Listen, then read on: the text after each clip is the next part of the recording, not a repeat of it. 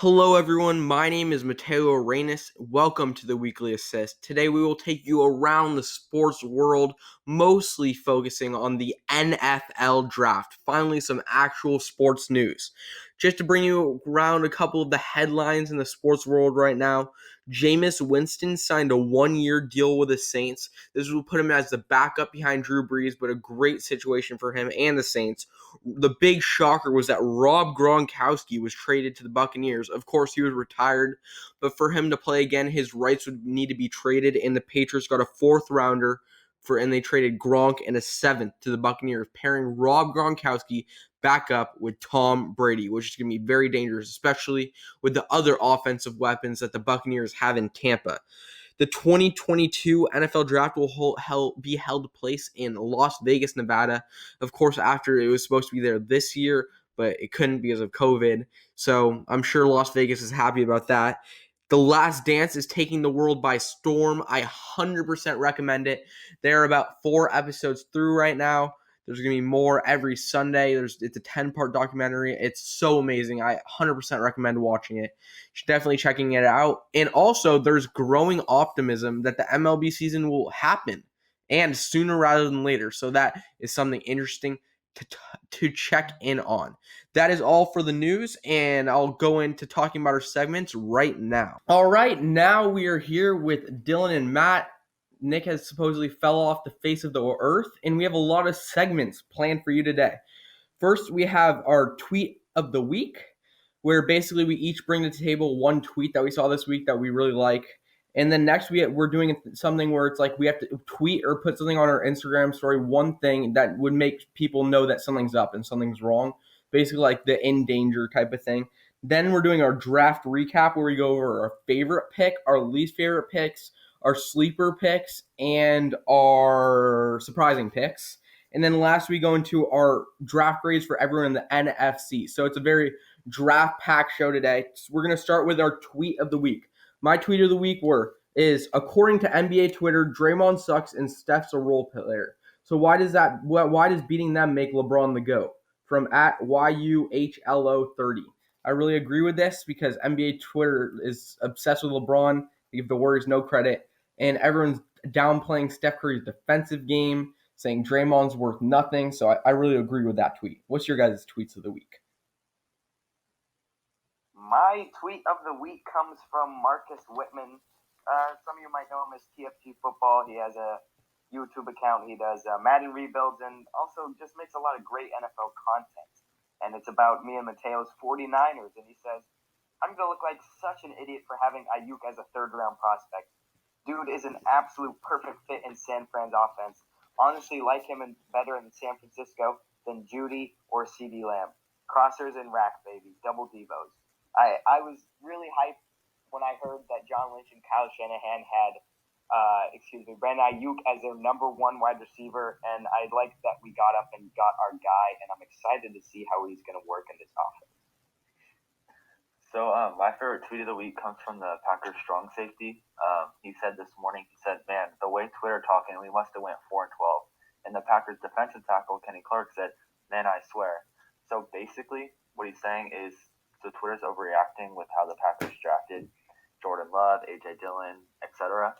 And so, I think that everyone just needs to, chill out because, they haven't been able to prove themselves. So, yeah. All right, now we're going to go into our in danger tweets. Mine is Travis Kelce's the best tight end in the NFL. I think with people seeing my Twitter avatars literally George Kittle, I think that set off some red flags. I literally even did a presentation today about how George Kittle is the best tight end in the NFL, so I think that would shoot off some red flags if I tweeted that. My tweet or post that would definitely signal that I'm in danger would be, I would say, all you need to be a successful quarterback in the NFL is to be 6'6" and have a big arm. And that's just something I incessantly do not believe in at all. And if you ever see me posting that anywhere, something is going on. Mine in danger tweet of the week is Nick Bosa is better than Joey Bosa, because that's not true. Joey Bosa is way better.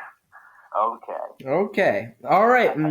Those are our in danger tweets. Now we're going to go into our draft recap, starting off with favorite picks. A few of my favorite picks are Jerry Jeudy of the Broncos It's a great weapon for Drew Lock. I feel like that Broncos offense is going to be very successful for them with him lining up on the other side of Sutton. I also really like Jonathan Taylor to the Colts. It produces an explosive 1-2 punch with Marlon Mack. And I also really like Patrick Queen to the Ravens. I don't like it because, of course, the Ravens are just getting stronger, but it was great value. He projects the NFL, and it was a steal considering his pre-draft positions. And my last two favorite picks were Cole McDonald to the Titans and Justin Herbert to the Chargers. Not necessarily because of anything football-wise, just because I really like those players. I'm glad they got drafted. Well, I see that great minds think alike because I had Taylor, Judy, and Queen on here as well. But I'll get the Niners out of the way. I love both of our first-round picks, Kinlaw and Ayuk. We'll talk about that later. But obviously, that's my team, so I'm going to ride with them all the way. I like Antoine Winfield to the Bucs a lot. High upside player. I think that secondary definitely needed help, especially in the safety spot. And man, I think every week it seems like the Bucs are just doing something to get better and better. I like Christian Fulton to the Titans a lot. He fell quite a bit, and that's definitely something they needed.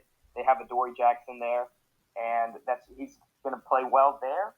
And two more, I like Clyde Edwards-Helaire a lot to the Chiefs. He was one of my draft crushes going into this draft, and I think that's a great spot for them. And my boy out of USC, Michael Pittman, is an Indianapolis Colt, and I really like that one. Okay, so my favorite pick is cornerback C.J. Henderson to the Jaguars at pick 9. I really like this pick because they traded A.J. Boye to the Denver Broncos, Jalen Ramsey to the Rams. So I think Henderson is pretty good fit to the Jaguars, and I think some aspects of his game is better than Jeffrey Kuda. So I think that Henderson, along with I think they drafted another safety in like the second round, will help bolster their secondary. Yeah, one thing I'll add about the Jaguars really quick. How awkward do you think it's going to be if Yannick Ngakoue ends up staying on the Jaguars and doesn't get traded before the beginning of the year? Yeah, it's all a mess. That team is just a mess. I swear, they've had so many situations of players that want to get traded. Like Ramsey, now Fournette wants to get traded. It seems like everyone they draft that turns successful wants to get out. I feel bad because if Trevor Lawrence goes there next year, because they're probably going to suck this year. I don't know. Don't sleep on Minshew. Minshew Mania, Part 2. Yeah, but they're going to have like 2 wins. So I think over 2 wins, but that's just me.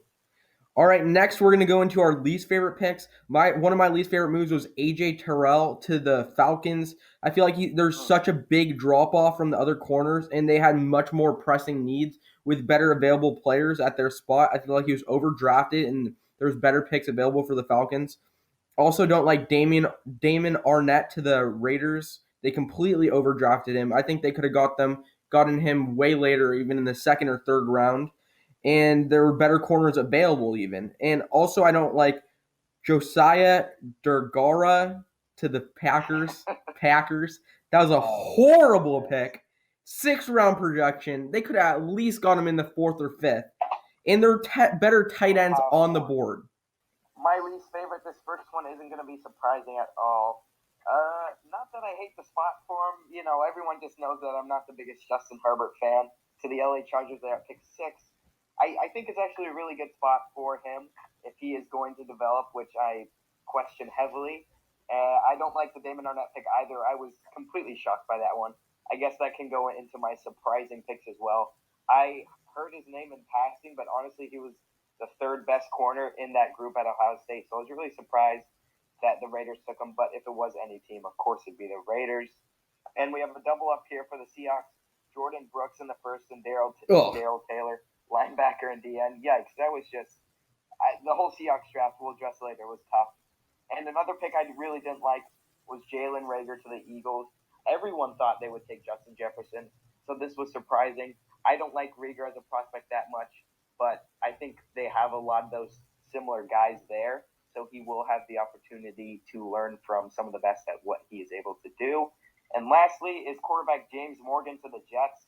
I think they took him in, the 4th round? Yeah, over, what's his name? Over Eason.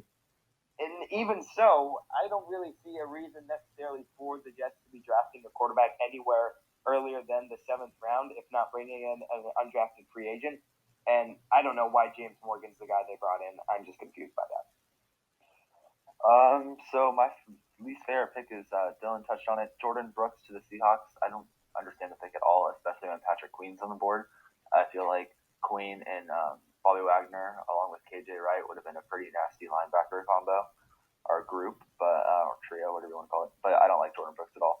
And then I don't like. I don't hate the player. I just don't like the fit. I don't like CeeDee Lamb to the Cowboys. I mean, you already have Amari Cooper, you have Michael Gallup. I just don't see any need for CeeDee Lamb, and you could have went and got another edge rusher because they lost their sack leader in Robert Quinn. So yeah, those are my least favorite picks. All right, now most surprising.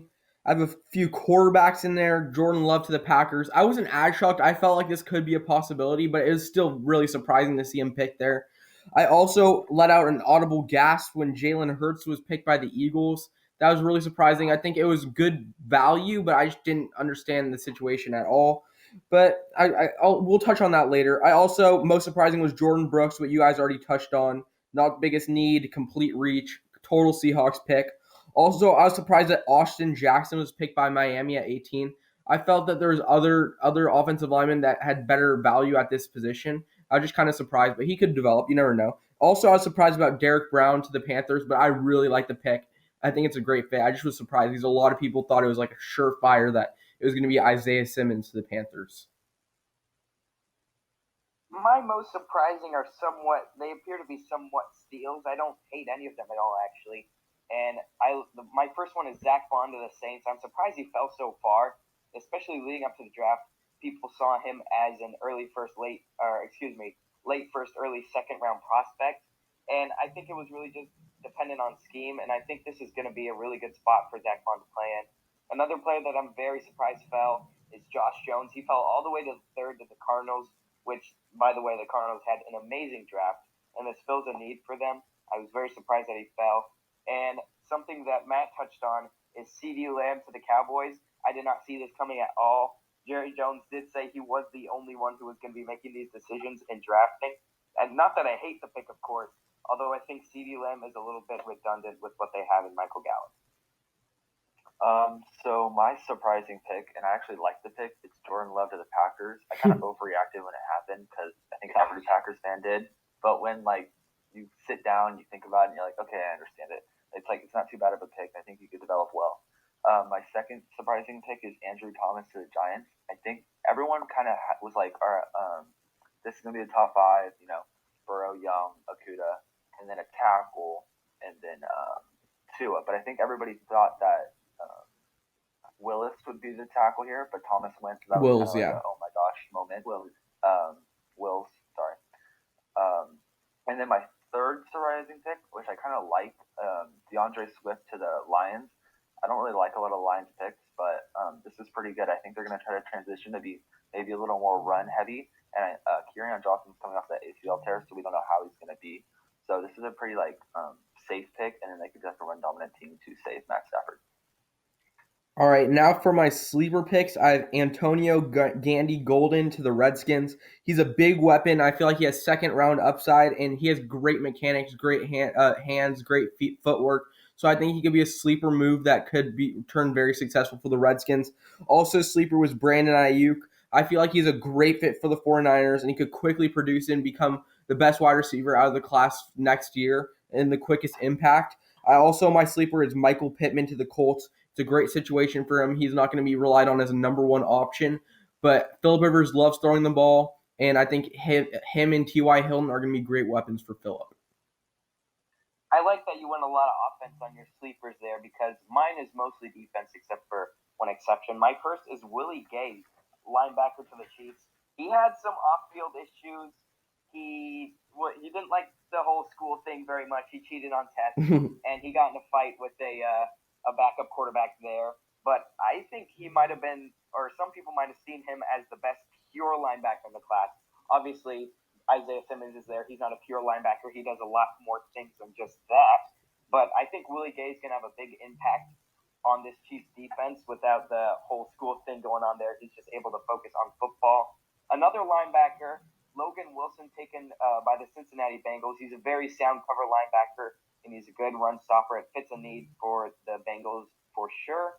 And this is one of my favorite picks in the draft just because it's a very nice story. And I think as a sleeper pick too, it's Julian Akwara. Oh yeah, I like that pick. His brother is already on the Lions, Romeo Akwara, and I will touch on that when we get to the draft grades later for the Lions. But I just really like this pick, and I think he's going to be able to succeed. So I have 4 sleeper picks here. I kind of went overboard, but I have Brandon Ayuk, wide receiver to the 49ers. I don't like to like any of their picks because obviously I'm a Packers fan, but I mean I really wanted the Packers to get him. I mean he's a great fit for the 49ers system, and he would have been a great fit for the Packers. But I like that pick there. I also like Xavier McKinney to the Giants. Next to Jabril Peppers is going to be a really good combo, especially with what corner did they pick up? The Panthers. James Bradbury. So yeah, that's going to be a pretty underrated secondary, I think. And then I really want to discharge on the Packers too. James Lynch, defensive tackle, went to the Vikings. Which I like that pick. I wish that would have never happened. But 19.5 tackles for loss, 14.5 sacks. Crazy beast. I like him. And then my last one is really underrated linebacker, Evan Weaver out of California to the Cardinals. I think he's a pretty good fit with the Cardinals system, and I'm really high on him. So those are my 4 picks. I don't think I've ever heard someone from California called California, but I just thought that was funny right there. Okay, well, I'm sorry. All right, next we are going to go into our draft grades. Dylan's going to start us off for all of them, and we're going to go through every team in the NFC, and we're going to say what we think about their draft class. I do have a preface here because as a lot of people have been putting out their draft grades, a lot of different websites and analysts, I've seen a lot of comments and heard a lot of people, and we even had an internal discussion here at Fourth and Short Sports about this. It's, why would you have draft grades? Why would you grade picks in this if you don't know how the player is going to turn out yet? Which, of course, is a very good point, and I think every analyst and anyone who writes about sports works under that presupposition. But that's really the whole point of this, is it's predictive thought, and it's just the way we see the draft. And honestly, all of this can be wrong or all of this can be right. It really just depends on how it's going to turn out in 1 to 2 years. And I really think that's the fun of it. So we're going to start here in the NFC East with the Cowboys. And I give the Cowboys an A+. I hate to see it. The Cowboys are definitely my least favorite team. They started off hot with CeeDee Lamb, which was very surprising. I think he might have been the best player available there. Maybe not for what the Cowboys needed, but I think overall, just really what happened with the rest of their draft makes this even better. In the second round, we have Trayvon Diggs. That really fills a need, and he fell right into their lap. A lot of people thought he would go in the first round. They also took D-tackle Neville Gallimore. Great value in the third. Explosive player. I think he's going to find the field a lot. And this one, they really just it's rare to see a trade between the Eagles and the Cowboys, but there was a trade at pick 146 from the Eagles to the Cowboys, and they took Tyler Biadasz, who I think a lot of people saw him as the best center in this draft. He just had some injury issues, and I think that really fills a need considering Travis Frederick left, and I'll be interested to see what they do with him. I also gave the Cowboys an A+, and it really hurt me to do this, but they had a really good draft. Originally, when I heard it was going to be Jerry Jones making the picks, at least for the first day, it was going to make me a little bit nervous. But even though it doesn't necessarily fill their biggest need, I really like the CeeDee Lamb pick. He's great value at 17. They're able to steal him from a division rival in the Eagles, who are trying desperately to trade up, and they were able to land him without trading up. I think this is a great situation for him with Lamb, Cooper, and Gallup. I think that's going to be dangerous, a wide receiver core. And he has great physicality, and it would be hard to pass him up. Trayvon Diggs, I really like this pick as well in the second round. I projected him as a potential first-round talent. I don't even see him as that much worse than A.J. Terrell. And I think he has turnover capability, and he's very physical and is a great cornerback. I really like the Neville Gallimore move. It's great power, and he has a great motor. The Tyler Biadasz, I agree, that's a really good one. If he had no injury, I feel like he'd go much higher. I also really like their fifth-round pick in Bradley and Nye. It was great value for him in the fifth round, and he had 13 sacks last year. So I gave the Cowboys a A+ too. I think we were all A's for them. I said this before. I don't hate the player. I just don't like the fit. I don't understand the CeeDee Lamb pick. But the rest of their draft makes up for that pick. They took Diggs and they lost Byron Jones, so that helps. As Mateo said, Gallimore has a great motor. I really like him. They also picked Reggie Robinson. I think he was an underrated corner in this class, and I think he can be pretty good in that Cowboys secondary. The center they took, Tyler Biadasz, or whatever, how you say his name. I really like that pick too. He's going to be an immediate starter. And they took a QB at 231, but it's a 7th round pick. Brendan Nakuchi. Yeah.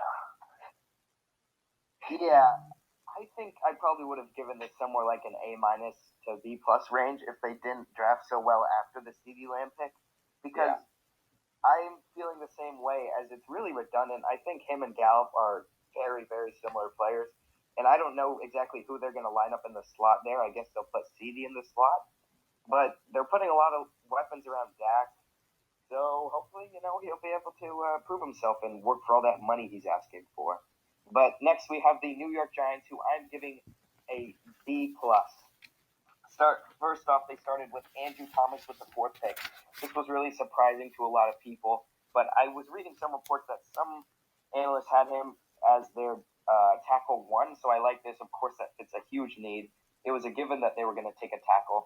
And then at pick 36, they took Xavier McKinney, safety out of Alabama, who fell right into their lap. They have 3 really good safeties. If you remember, they took Julian Love last year as a corner, but they converted him to free safety, and he might play a little bit in the slot. And I think Xavier McKinney and Jabril Peppers are going to play very nice together.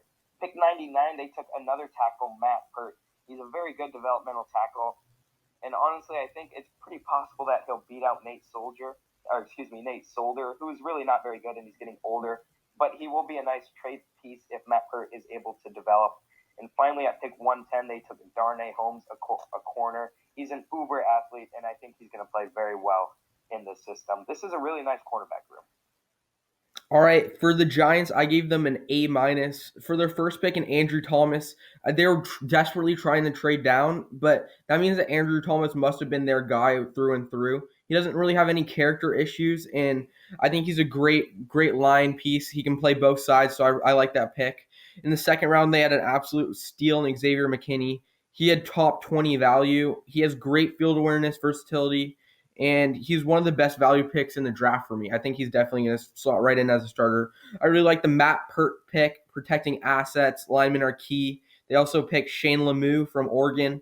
He was really reliable at Oregon, 4-year player. And the only reason I didn't give him a full A is because I felt like I would have liked them to pick one more wide receiver just to come in, especially in such a deep wide receiver class. But I really like the Giants draft.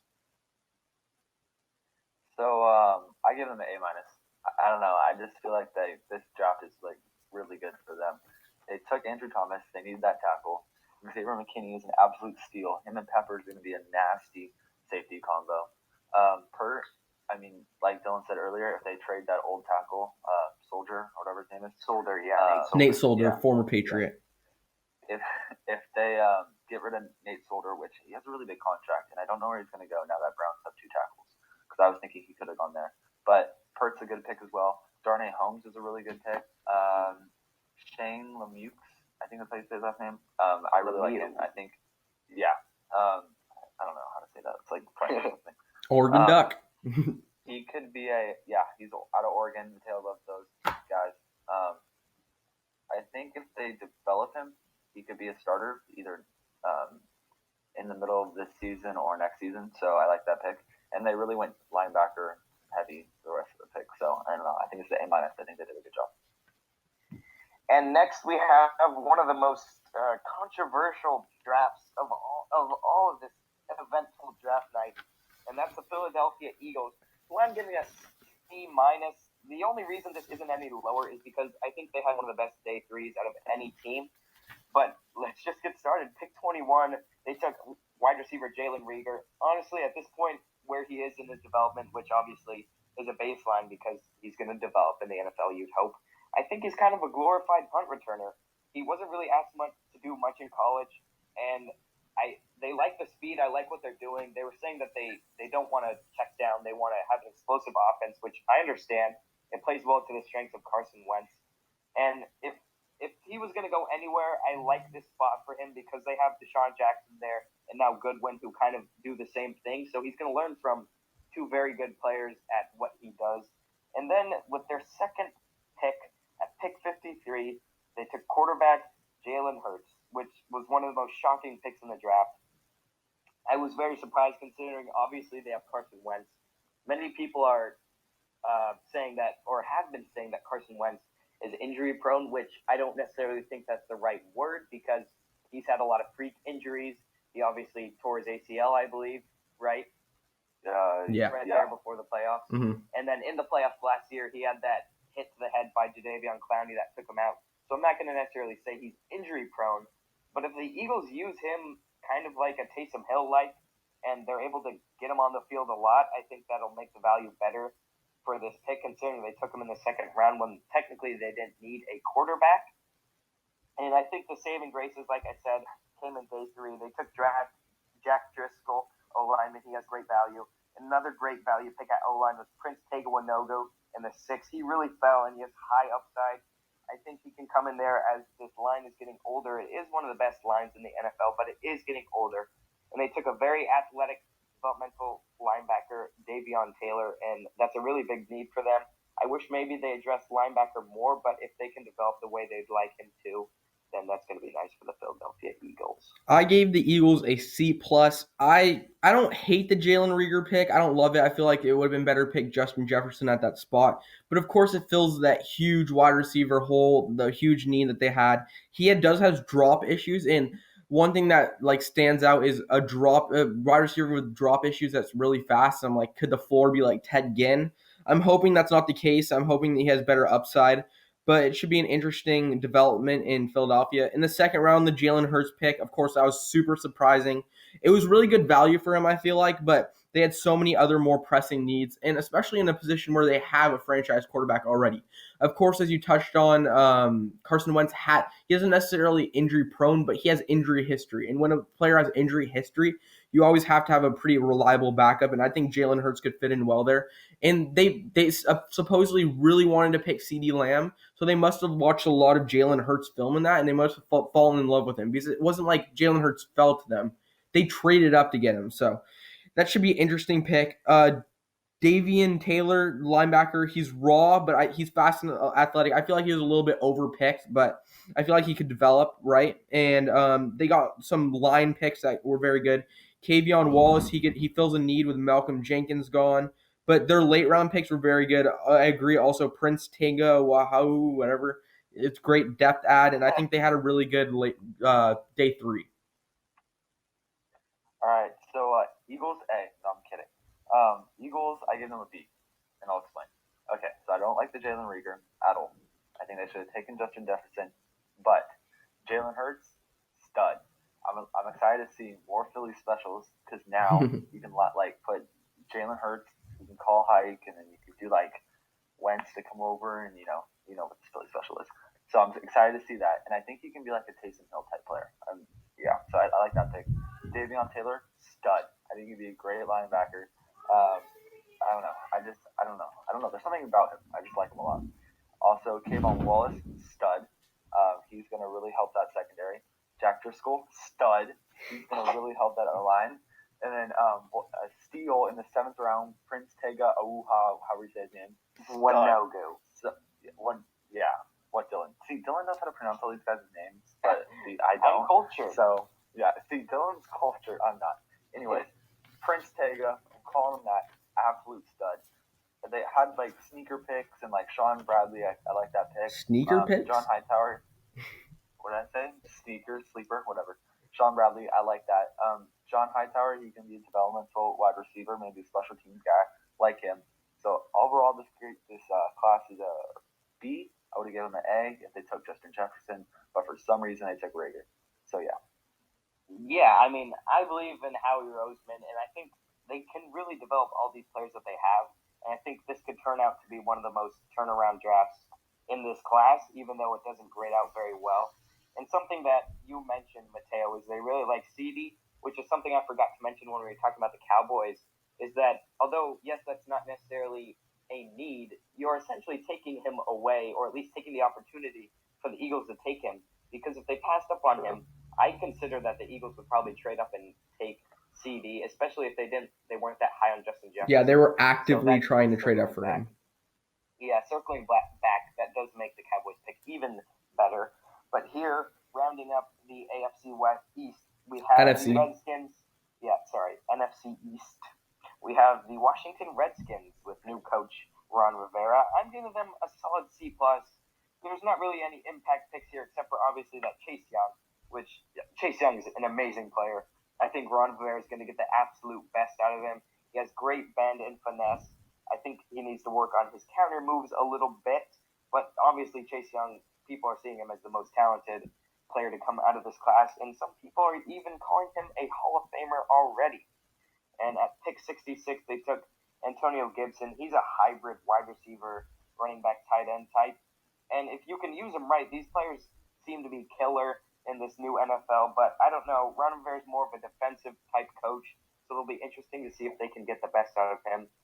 They took two linemen, Shadiq Charles and Pete Ishmael, who have great value at the position of need. So I think they'll be able to develop at least Sadiq. I think he'll start year one.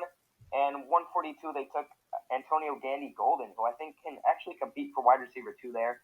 Obviously, their wide receiver 1 is, what's his name? Terry. Scary Terry. He had a great rookie season last season. And I think that wide receiver 2 spot is up for grabs. And I think Antonio Gandy Golden can compete with Kelvin Harmon. For the Redskins, I gave them a B. I didn't feel comfortable with myself giving them lower than a B, considering they got the best player in the draft in Chase Young, who's he's just crazy. He's a freak. I think he's going to definitely. I see him as a very high potential player. And in the third round, the Antonio Gibson pick, I don't hate the player. He's very versatile, but that running back room is so stuffed full. It's like I don't understand how he's going to fit in, especially with a third-round pick because they picked Love last year. Of course, they have Geis and Adrian Peterson. Didn't they sign Peyton Barber? So it's just crazy that they have so many guys that they've committed assets to. Yeah, they've committed assets to all these guys, so I just don't see how Antonio Gibson's going to fit in. I like the Shadiq Charles pick. He won't fill Trent Williams' shoes right away. Of course, there's no shoes to fill because Trent Williams didn't play last year, but I feel like he's very athletic and he could be a key guy. I really like the Antonio Gandy Golden pick. I talked about that earlier. I feel like he's a sleeper move and he's a big weapon. Ishmael, I feel like he's undersized and not necessarily ready yet, so I don't know how I feel about that pick. But I feel like the Redskins had a solid draft. They got Chase Young. I'm giving them a B. So I'm giving the Redskins a B minus, and the only reason why they don't get a C plus or a C is because they have Chase Young. Okay, but it's fair. Chase Young, great player. The fit, stud, some would say. Okay, yeah, stud, absolute stud. But this guy, I don't know about the fit because that D line is already so crowded. It's like, I mean, they're gonna have to do something. You can't have. They have oh my gosh, it's so crowded. Anyway, Jonathan Allen, Aaron Payne, Ryan Kerrigan, Montez Sweat, yeah, I don't know. And they have that one guy, Iodotis or whatever his last name is. He's pretty Matt good. Ioannidis, yeah. Yeah. But I don't know. That fit is iffy. The player is phenomenal. Antonio Gibson, I wish they would have taken another receiver here. There's Denzel Mims on the board. But obviously, I'm getting the vibes that they don't trust Dwayne Haskins. You have 5 running backs. Mm-hmm. It's gonna be a ground and pound team. I mean, that's just my gut feeling. So I don't think they trust Dwayne yet because he's still very raw. They have. I'm not gonna even attempt to say that first name. They have Tackle Charles. I don't know. I can't say his first name. He's a pretty good pick. Antonio Gandy Golden, great pick. And then the rest of the draft was okay. So yeah, B minus. Next, going into the NFC North, we're going to start with the Bears. I'm giving them a solid C. I think they worked well with what they have. They didn't have a first-round pick. Pick 43, they picked Cole Kmet, which he's a good tight end, but what they're doing with this tight end room is extremely confusing to me. First, they brought in Jimmy Graham, giving him the bag still like he deserves it when he doesn't. And then you had Trey Burton on the roster at that point, who, by the way, isn't even on the roster anymore. I believe he's on the Colts. So, obviously, Cole Kmet, he's going to compete there with Jimmy Graham. I think at this point in his career, he's probably better than Jimmy Graham. It's just kind of confusing what they're doing there at tight end. And pick 50, they picked Jalen Johnson, cornerback. I think that fills a very big need. They're really trying to build up this defense to what it was before. Obviously, this offense isn't going to be very high-powered with either quarterback, Nick Foles or Mitchell Trubisky. He's a tall and physical corner. And then they also took another corner, Kendall Vildor, who's very athletic. And then finally they took Trevis Gibson, D end, who's a good run-stopping D end. And if you remember, they brought in Robert Quinn, who's more of a pass rusher. So I think he'll probably be able to get in on early downs and be able to take pressure off Robert Quinn.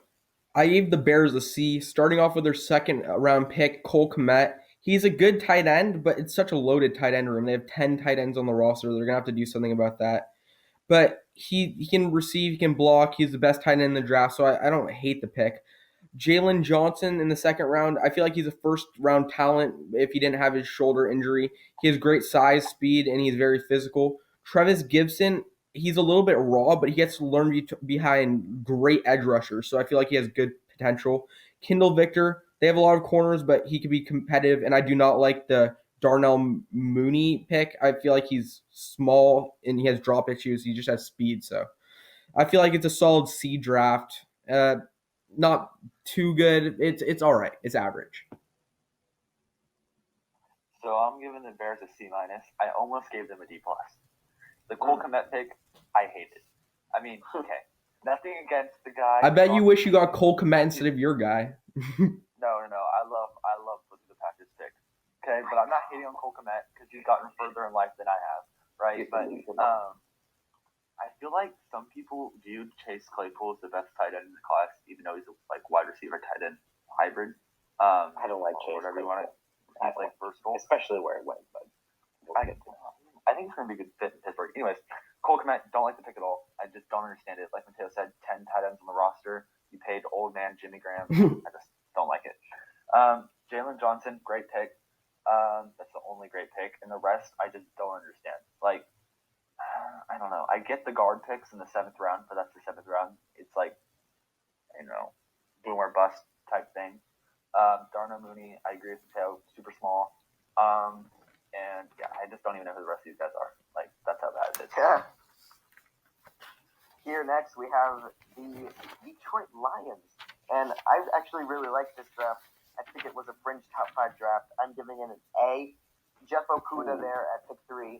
It's rare you lose on a great player like Darius Slay, and then you immediately are able to somewhat replace him. I really like Jeff Okudah.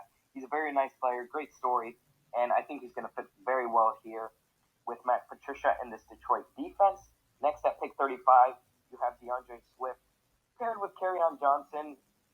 I don't love running back picks. This is just my stance. I don't love running back picks in the first and second round unless you're already a developed team and you don't have many holes to fill, and I don't consider Detroit that at all. But I think with maybe you have injury concerns with Kerryon Johnson, and I think he's going to pair very well there.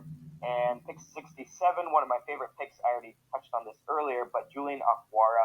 The Akwara brothers are playing in Detroit, and I honestly think they were developed to play with each other because Romeo's more like a big D end, run-stopping pass rusher, and Julian can play off-ball linebacker and also rush the passer a little bit. So it's not going to be redundant. They're going to be on the field at the same time.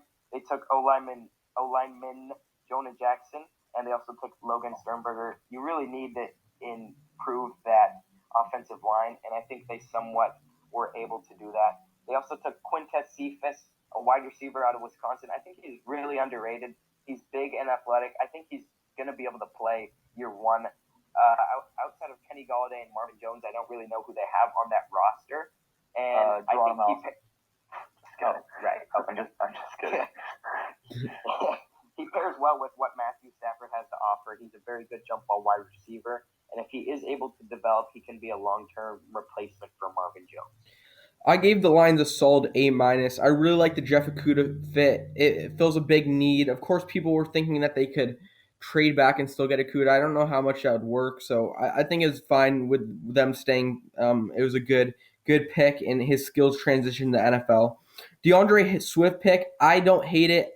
I think he would be a really good pick. I feel like he could. I really like Kerryon Johnson, but I feel like he could replace Kerryon Johnson within a couple years, especially because Kerryon Johnson, of course, had that injury. Many saw him as the best running back in the draft, but with Gross Matos and Espana there, I felt like there was a bit of surprise. They should have went that direction. But in the third round, I really like the Julian Aquara pick. Great value. They need an athletic edge. They got some nice line help in Jonah Jackson, and they got a few more depth picks. I don't love the Quentin Cephas pick. I feel like he's tough, but he's not super athletic, but could work out. You never know. And I do not like the Jason Huntley pick. I feel like he's just fast, and he's basically a returner and is a wasted pick. So I'm giving the Lions a B minus.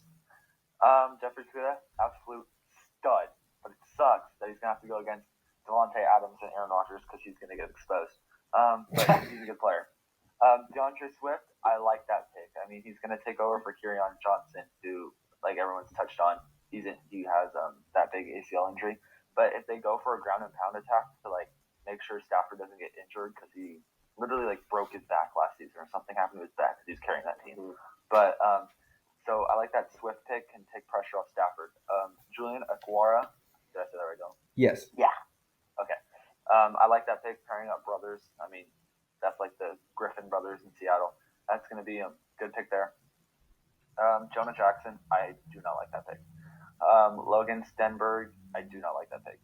Quintez Cephas. Do you have explanations for why you don't like the picks? Quintez Cephas. Do you want an explanation for the picks? I mean, I don't really know. They gave up like double-digit sacks in their last year at college, and I just don't see production from them. I just think they're bad. No offense to them. If you're listening, don't hate me. Probably not. Lucky for you, they are not listening. Yeah. Quintez Cephas, like Mateo said, I don't think he's athletic, but I think he's tough. I wouldn't mind the Packers picking him, but I don't think they know what a receiver is. So we're just gonna move on from that. But overall, B minus. Before we get to this next one, obviously Romeo and Julian are brothers, and I appreciate the wordplay by their parents. Romeo and Julian sounds a little bit like Romeo and Juliet. Next, we have my favorite draft to talk about this whole recap. I'm so excited to talk about. I'm so excited to talk about the Green Bay Packers. Oh, let's. And I'm gonna give them a. I don't want to hurt Matt's feelings, so I'll give them a D minus. In my eyes, it might as well be an F. What? You started off hot. Jordan Love. I love that pick. I realized that Matt's come around to it, but at first he was very hot, and I saw a lot of Packers fans who were upset. But I really like the pick. I think the Packers saw him as a generational talent if developed correctly. And I think this is a great spot, obviously, for him to sit behind Aaron Rodgers. And that's probably the only good thing I'm going to say. Yeah, looks like it. Here in the second round, we took A.J. Dillon. You already know my stance on running backs and when you should take them. And I think you had other needs to fill. I feel like he's a little bit one-dimensional. He's a power back, which brings a nice element to that team. But I don't really like the value here at all for a third string running back. He'll probably beat out Williams there because I don't think he's very good. But I'm questioning that. And then we have Josh Degura, tight end / fullback in the third round. I don't understand. I've never heard of him at all. I think this is horrible value. You could have taken this guy in the 5th, 6th, or 7th round. There's 4 other guys like him who are going to be this guy if you're trying to move him to fullback. I just don't get it. I don't get it. All right, I gave the Packers a solid D. The first round, Jordan Love, I feel like that's a great situation for him. But just to let you know, Rodgers wants to play till he's 40, so there's zero chance that Aaron Rodgers is a Packer for the rest of his life, which Matt's probably gonna go into a cave and cry for like a month when that happens because Aaron Rodgers is not gonna be a Packer his whole career. The second round pick. Oh, also they had more instant pressing needs in this competitive NFC, but I still like the pick. I think it's like a great situation for Jordan Love. In the second round, A.J. Dillon, of all the needs, why would you go running back? You have one of the best running backs in the NFL. I know it's a second, but why waste a second round pick on a backup? And I know they want to be a run heavy team, so I guess that makes sense. I like AJ Dillon. I think he's very explosive, but don't really necessarily understand the pick. Josiah Duranga, whatever it is, worst pick in the draft. Projected 6th rounder. He's going to be a fullback. He's horrible. They had better tight ends available. In the 5th round, their second good pick is Kamal Martin. Finally, they picked a linebacker, one of their biggest needs. They could have went that in the first 3 rounds. And then they got lineman depth and they got defensive depth that's not going to make the team. So that's it. There it is. All right. So if you're watching this, sit back, get ready, because I'm about to go on a spiel. I'll make it quick. Packers B-. Hear me out. Okay. I'm not trying to be biased. I think it's a B-. Jordan Love, he's an absolute stud. Okay. When they drafted him, Wait. Really quick, guys. As soon as Jordan Love got picked, Matthew texted me, the whole Packers front office should be fired. Just to preface everything. Okay. Yeah. Okay, guys, listen. Jordan Love got picked. Okay. I dang near had a heart attack. I wanted to cry. Okay, there was Denzel Mims on the board. There were so many tackles. But we went QB. So then I freaked out. But it's fine because I thought about it. I really like the pick. But we don't know what he's going to do on the field. This could be a Brett Favre, Aaron Rodgers situation. This could be, let's just say Rodgers just keeps being great like he is. Then this could be a Jimmy Garoppolo, however you say his name, Tom Brady situation. How do you trade him for a premium pick? Because I mean, let's just say Rodgers gets hurt, right? Because that could happen. He got hurt the past 2 seasons, not 2019, 2017, 2018. If that happens, Love could play like Jimmy G did in that span when Brady was suspended, and you can kind of see what he does, and then trade him for a premium pick. So there's so many directions this could happen, but Aaron Rodgers is going to be a Packer for at least the next 3 years because of the dead cap situation about what the Packers would take on. Anyways, moving on. AJ Dillon, absolute stud. Aaron Jones and Jamal Williams are both pending free agents next year. So the Packers, along with a lot of other teams, don't like to pay running backs. And I understand that, especially with what Christian McCaffrey got paid. Aaron Jones is going to get like 13, 14, 15 million per year. So I don't know if they want to go that route and pay that big money, especially when they have other important free agents next year. Jamal Williams, now this gives us flexibility to maybe trade Williams for a pick next year, try to get a receiver because that would be nice. But I don't know. I feel like AJ Dillon and Jones is a better pairing than Jones and Williams if they decide to bring Jones back. Josiah DeGuara, I'm not going to say he's an absolute stud, but he's a good player. He could be like an H-back, fullback type guy. If we decide to go 2 tight end sets, he could be a pretty good player. He's really slippery. He can get past the secondary. That's what he showed at Cincinnati. I really like that pick. Kamal Martin, linebacker. He's going to be developmental, but we have Kirksey, so you can kind of learn behind him. We have guys similar to him on the roster, so I have to like the pick because he's a linebacker. But I like that guy. John Runyon, okay. Hear me out. This dude's an absolute stud. He's probably going to start at right tackle. Rick Wagner, who we have at right tackle, he's garbage. And Runyon. What? Runyon. Runyon stopped Chase Young when they played at Ohio State. What did Chase Young average against teams last year? Like 2.5 sacks per game or something like that. Crazy. He stopped them. Jake Hansen, depth pick to their centers. I like him. Oregon Duck. Yeah. Simon Stefan. I don't know. Dylan can say that. I don't know how to say his name. Simon S. Good pick. Depth. Vernon Scott. He responded to me on Instagram. Stud. Jonathan Garvin. I like him a lot. At great value, even though I don't believe in value, in the 7th round. He's like a boomer bust type player. I feel like on the field he gets tired a lot, but he makes good plays. So I don't know. Anyways, B-. If anyone disagrees with me, feel free to. Packers, you guys are going to see. We're going to run the ball down people's throats. We're now the Green Bay 49ers now. We just run the ball. But it's fine. B-.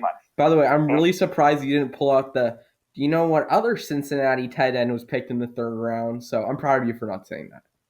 Wait, what other Cincinnati tight end was picked in the 3rd round? Travis Kelce. Oh, yeah. Next Travis Kelce. No, I'm just kidding. We have Jay Sternberger. He's not even going to get the chance to be tight end 1 unless there's an injury.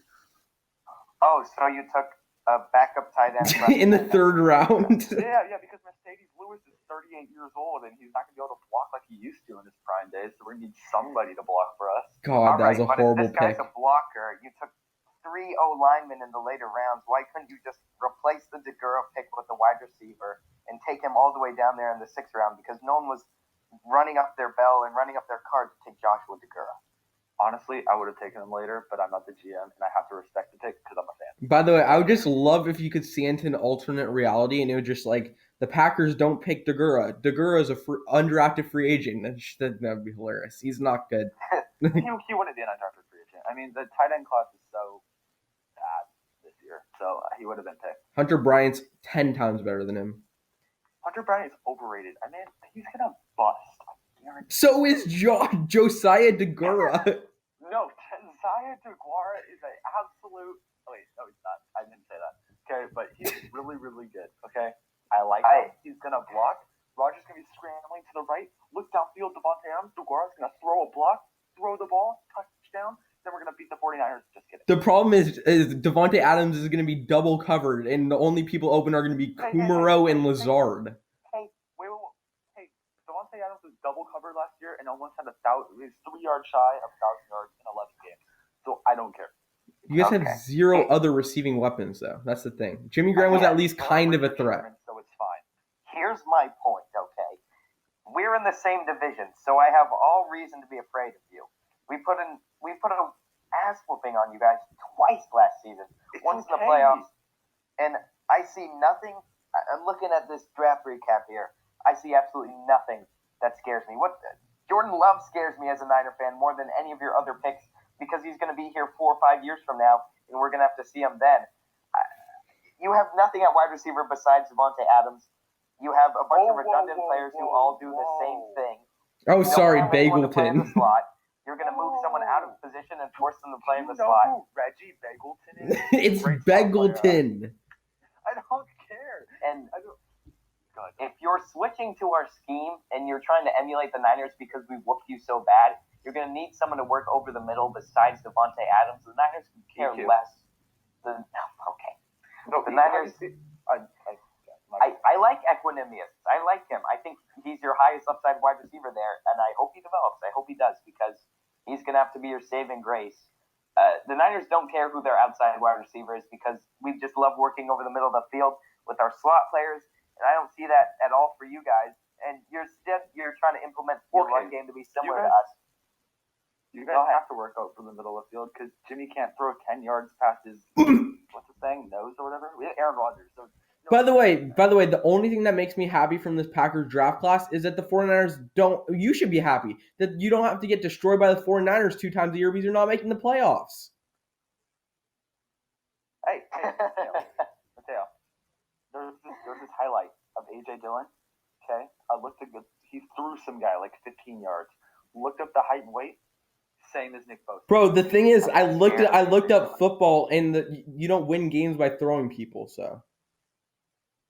Well, I mean, you got more yards by throwing people. I'm not scared of A.J. Dillon. My point is, I just would have liked you. If I'm grading this, I'm completely happy with this turned out. I could care less about how good or bad the Packers draft. I just would have liked you to take wide receiver. I think that's a huge need. And you see what the Niners did. If you're trying to be the Niners, we traded for Sanders. We traded up this year for a wide receiver, and we're making big moves there. So, we could always Taylor Gabriel's still on the free agent market. Taylor Gabriel. Bro, I forgot. You guys got Devin Funchess. He's going to be an absolute beast. 2,000 receiving yards. He'll work over the middle of the field. You guys are sleeping on the Packers. I swear. But anyways, we could get we do need D-line help and wide receiver help. But I'm sad we didn't get D-line help because some guy that was cut by 16, Raheem Mostert. How do you say his name? Yogurt? I don't know his last name. What? You should know he burnt you guys twice. Yeah, I know. 4 touchdowns and 200 something yards. Yeah, I no. But we can always send Snacks Harrison or something. That guy's a beast. It's fine. All right, you guys don't need to worry. You know the famous. I know I don't need letters, to worry. I know I don't need to worry. The famous 5 letters: R hyphen E. Relax. L hyphen A X A hyphen X. Okay. I'm playing this clip for you when Only Aaron because- Rodgers becomes a Patriot. I'm gonna say R E L Guarantee A. Rodgers will finish out his career in Green Bay. Guarantee. No. I bet you No. $500 he's said not he wants finishing his Yeah, career I'm with sure the. he wants to, but if you keep driving him out, then I think he's going to leave. We're driving him out. What? We're getting insurance because he's old. He's literally what? He has had 2 collarbone injuries in his career. He's had 3 leg injuries in his career. All 3 leg injuries he's fought through, which isn't pretty good because he needs to rest. So now, if he goes down again, we have a guy that can keep us competitive until Rodgers can come back. The thing is, he's not going to be a Packer for the rest of his career because almost every player on the top 10 quarterbacks list weren't on the same team their whole career. So there's no chance he is. Well, Rodgers said he cares about legacy, so I don't know what that means. He probably said it in a smart alecky way. He said that before the Jordan Love pick, so it's probably like in a genuine way. And now if he says it now, it's probably not in a genuine And they way. said he texted Jordan Love. He was probably like, I like my coffee this way. You have to carry my pads. Like, I guarantee it wasn't like a heartfelt message. It was a heartfelt. Jordan Love said it was heartfelt. Yeah, because he said never mind. All right, we can move on from the Packers. Go on to the Vikings. Dylan, start us off. Next, we have the Vikings, which is a much better draft, unfortunately, for the Packers to see. Everybody's draft is better than ours. I'm giving them an A. Justin Jefferson fell right into their lap. I think this is a great spot for him. Although I think he offers some of the same things that Adam Thielen does. I guess they're going to line up. I guess they'll line up Jefferson in the slot. I don't really know how that's going to work out, but I'm sure they'll be fine. He had elite production. I think it could be very possible that people had him as the 3rd best wide receiver in this class, maybe even above Ruggs. And here at pick 31, they took Jeff Gladney, a 4-year starter. He's 23 years old, which on its face does not seem to be the best thing because you want, obviously, a younger talent if you're drafting someone. But if you think about it, Mike Zimmer does not like to play rookie corners at all. We saw it with Mike Hughes. And I think this is a guy who's, if Zimmer's going to start anyone here at corner their first year, it's going to be a guy like Jeff Gladney. At 58, they took Ezra Cleveland, a solid interior offensive lineman who can compete to start. This offensive line has gotten better, but I think it still definitely needs to improve. They also took 3 other corners to fill a big need there. They took Cameron Dantzler, who I think can compete to start maybe in the slot this year. A linebacker that I really like that they took in the 4th round is Troy Dye. Oh, yeah. He's a very solid zone cover linebacker. I know Mateo likes him a lot. And I think he'll see the field a lot. Anthony Barr, he's a little bit I think he'll be able to work well there on early downs, and he'll be able to see the field a lot if he develops the way the Vikings hope. And I know a player that I and Matt both really like. They took defensive lineman James Lynch. I think he's going to be able to compete with Ogdenebo and Yarbrough there on that D-line. They might play him at edge or they might play him on the inside. Depends on the scheme that they go with. But I really like it. And another DM that they took, Kenny Willekes. He's very underrated, great mechanically sound pass rusher. Last year it was kind of Zach Allen, who is now on the Cardinals, and some people are comparing him to Sam Hubbard. Just a very solid option there at the end. One thing I will add is that Matthew said everyone had a better draft than the Packers, but he gave him a B-. I already mentioned that off pod, but that's pretty funny. All right, but Vikings, I gave him a solid A. They got Justin Jefferson, great picking value. 4th best running wide receiver in the draft, immediate chance to fill in to be the wide receiver 2. Also in the 1st round, Jeff Gladney. He's very physical, and it's Jeff Zimmer's style. They traded back with the 49ers, so they kind of pulled the Lynch on us, even though it was a different situation. But I love the Ezra Cleveland pick, a steal in the 2nd round. Cam Dantzler adds depth, addressing cornerback again. He's great in press coverage. James Lynch, he is very disruptive. I really like him. And Troy Dye, one of my favorite Oregon players last year. Very athletic, very underrated, and helps the injury-concerned filled linebacker room. So I'm not going to get into the 5th round picks. Those are kind of meh for me. But I think this was a very good draft for the Vikings. I'm giving them an A. All right, so Vikings, B+. I can't give them an A. Justin Jefferson, great pick. Fell in their lap. I will hate Eagles fans and their front office forever not taking him. Jeff Gladney, good corner. I think he needs to still needs to improve in areas of his game, like every rookie does. But I like that pick. Ezra Cleveland will be an immediate starter for them on the O-line because, as we saw last year, Preston and Zadarius Smith manhandled that O-line and other edge rushers. Cameron Dantzler, like that pick. I think he'd be more of a slot corner for them. I don't think he's a boundary corner. James Lynch, every time he gets a hold of Aaron Rodgers, I will cry. I really like that pick. I know so does Dylan. I mean, he just put up amazing stats. I feel like he should have went earlier. I don't know why he didn't go earlier. Troy Dye, I really like that pick too. As Mateo said earlier, he's going to rotate through the linebacker core. And I don't know. I really, really like this draft. And it pains me to say that, but I really, really like this draft. I mean, I think the Vikings, okay, obviously, right now, Diggs is way better than Jefferson. But down the line, I think Jefferson can be better than Diggs. So, like, right now, if we're looking at it, they're probably going to be the same as they did last year because they did get worse. But they're going to win the division because the Packers are going to be worse. What are you talking about? we upgraded out linebackers. We got rid of Blake. I'm not going to get into it. Anyways, we're winning the division. But the Vikings, down the road, they could definitely compete once these guys develop. But now, I think the ceiling they could be is what the record was last year. I don't think they can improve much more. I mean, you lost, what was his name? The D tackle went to the LA Chargers. You lost him. You replaced him with James Lynch. Even though Lynch is a beast, Lynn Paul Joseph, that's his name. He's better. Yeah. Xavier Rhodes went to the Colts. Well, he's washed. He might as well have not been on the team. Right, but I think he's better than Gladney right now until Gladney develops. Ezra Cleveland, immediate starter. I think they get better there. Troy Dye, good rotational piece. I think they get better there. Otherwise, I don't really know. I'm excited for them to get rid of Kirk Cousins, and then their 244th pick, Nate Stanley, starts. But, yeah, I really like this draft. That pains me to say it, but I do.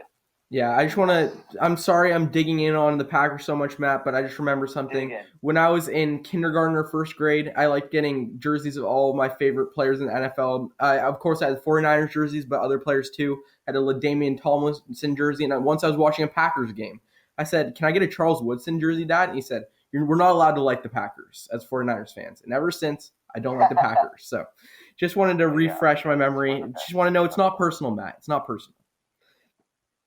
That's it. Let's not get too heated. Moving on to the NFC South, we have the Falcons, who I'm giving a B-. It was kind of top heavy. They didn't have many picks, but I think they worked well with what they got. I'm kind of convincing myself to move this to a B. And pick 13, they took AJ Terrell, Nick Kennealy, our resident producer, whatever you'd like to call him. He's a genius. In our mock draft, he had AJ Terrell going pretty high. Our unaired mock draft, just to let everyone know if you're looking for it. He had him going pretty high. I think AJ Terrell is a good player. After CJ Henderson and Jeff Okudah, it was hard to discern who was the three there. But I think this is obviously a huge need, and I think that he's obviously going to be a big piece of this defense. People were touching on how he got torched in the national championship against LSU, which is something to mention because, yeah, you're playing against one of the best wide receiver corps in college, but that's what you're going to see essentially every week in the NFL. So that is a concern. Pick 47, they took Marlon Davidson. I love this pick. He tackled out of Auburn. He's very versatile. He's an end. He can also play on the inside, and he's going to pair well with the pieces that they already have there. And at pick 78, they took interior offensive lineman Matt Hennessy. He's probably one of the best interior offensive linemen in the draft. It's just lately those type of linemen, it's more sexy and more appealing to take a tackle. So those guys are falling.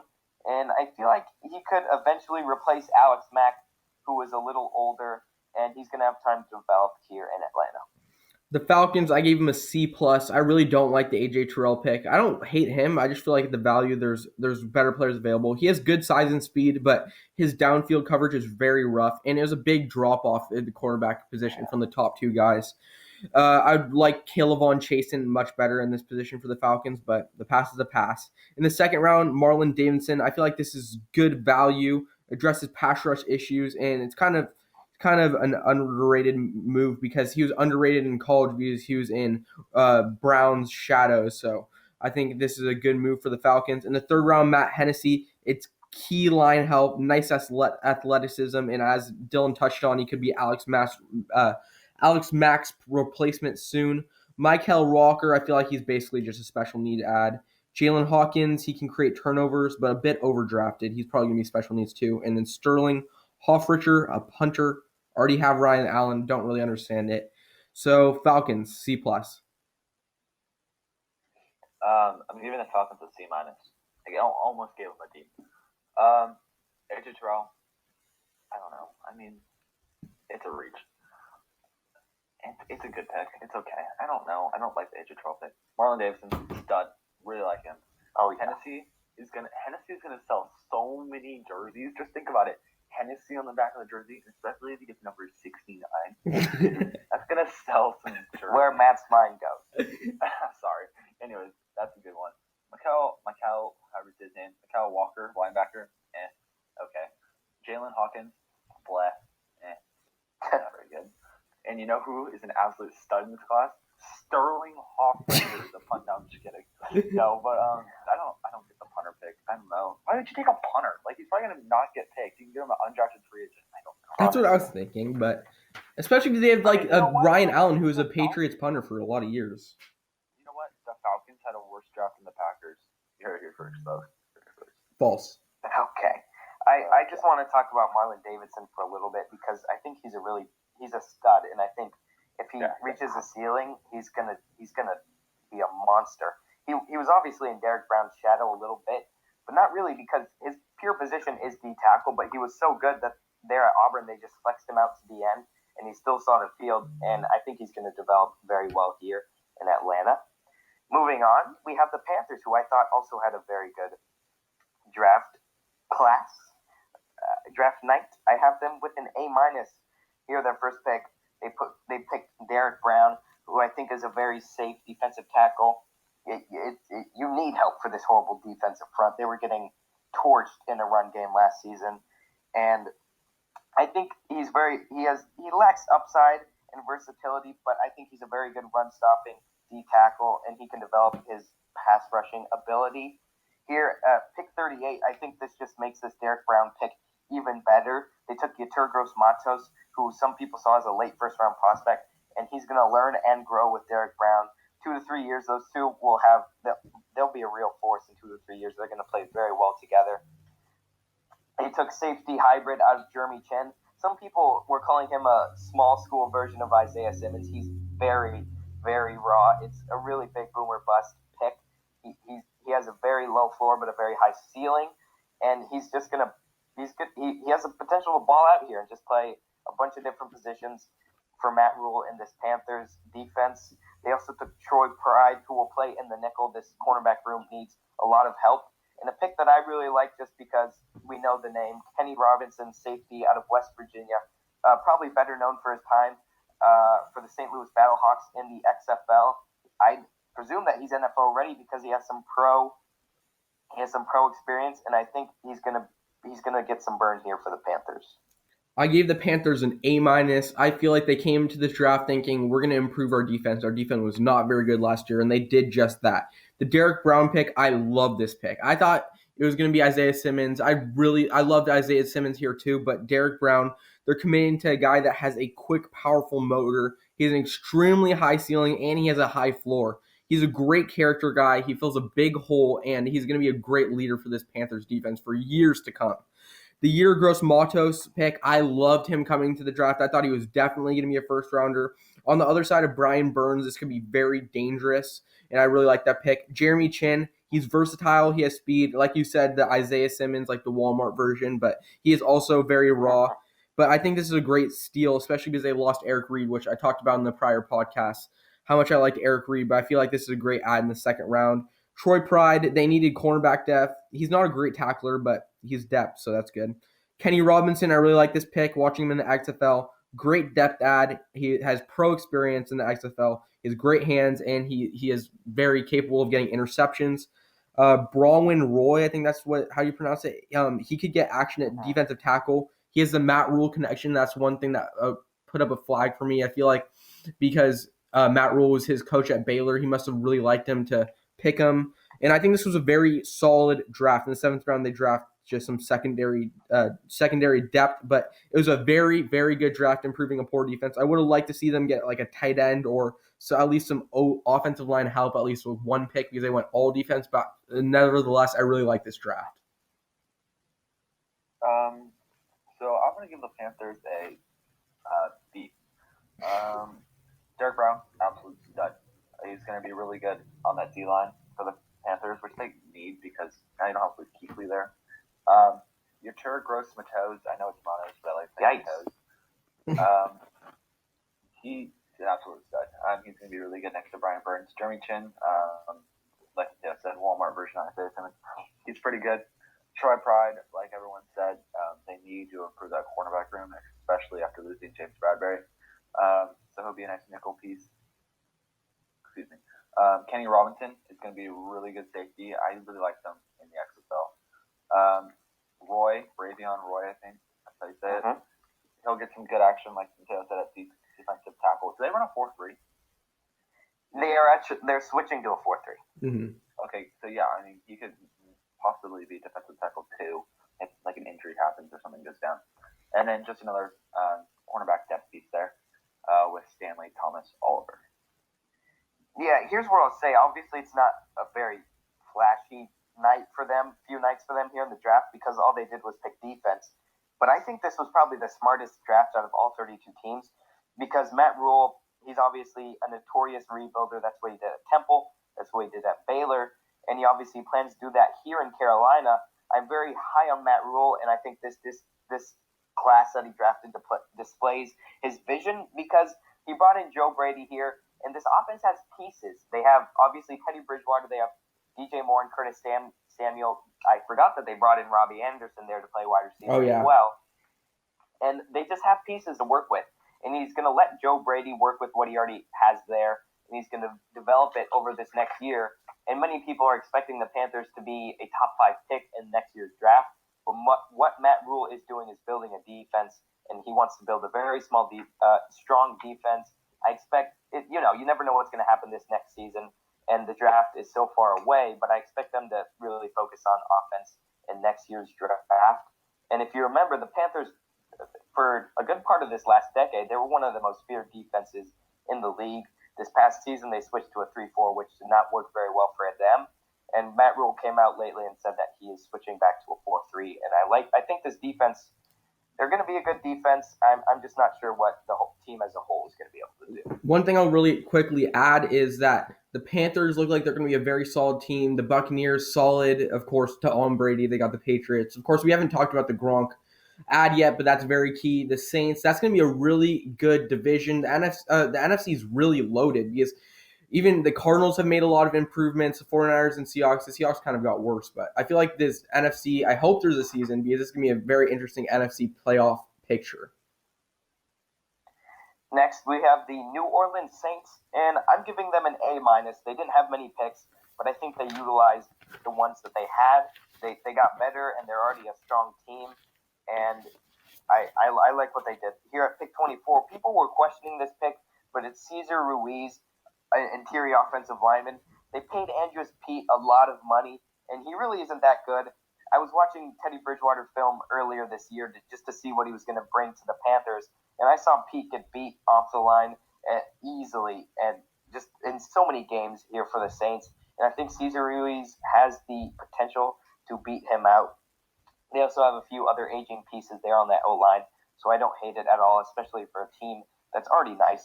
And third round, they took Zach Bond, who a lot of people were very high on. I think if he went to a Belichickian type scheme, for example, Miami, obviously the Patriots, he'd be able to play a hybrid edge rusher there with what they have going on. But I think here in New Orleans, he's going to play a bit of an off-ball linebacker. Pick 105, they took Adam Troutman, who a lot of people are saying could be the best tight end coming out of this class. He's going to pair well with Jared Cook. They like to have that second tight end there, and obviously Jared Cook is getting older. So all in all, I think they are definitely getting better. I gave the Saints an A-. I saw some people ranking them as like C drafts, and I just think that's basically because of how many draft picks they had, but I feel like they made very good work of what they had. The first round, they picked Cesar Ruiz. I love Cesar Ruiz coming into the draft. If the 49ers stayed at 31, I saw him as a potential target, so I really liked him. He's a great interior lineman, and it shows that they're protecting their assets and because they have a lot of offensive weapons, and it really helps them out. Zach Bond, I also really love this pick. I thought he was going to be a first or early second rounder. They filled a big need at linebacker that many people thought they were going to fill in the first round, but they were able to do it in the third round with a first-round talent. Great value. Of course, he had the diluted sample thing, but the Saints didn't see that as much an issue, and he is very athletic. The Adam Troutman pick, they traded a lot up to get this guy, but that shows that Sean Payton must really like him because he always says that if he likes someone, he's going to go out and get it. We'll get into that in a little bit with Tommy Stevens, but Adam Troutman, they traded a lot to get him. He's a pretty complete tight end, and I think this is a great depth add at tight end for an older tight end room. And I think this is a good add. As Dylan said, a lot of people see him as a long-term potential best tight end in the draft. Last, they completely finessed the Panthers, getting Tommy Stevens in the 7th round. Sean Payton really wanted him, and he got him. He apparently had a deal in place with the Panthers, an undrafted free agent. The Saints called him up. They wanted him to be like the Taysom Hill guy, and he basically said he was already committed to the Panthers. So the Saints go up and draft him, so he can't get signed by the Panthers. And I think that Taysom Hill is probably going to be gone after this year. So I think he's basically going to be like Sean Payton's Taysom Hill project after Taysom Hill is gone.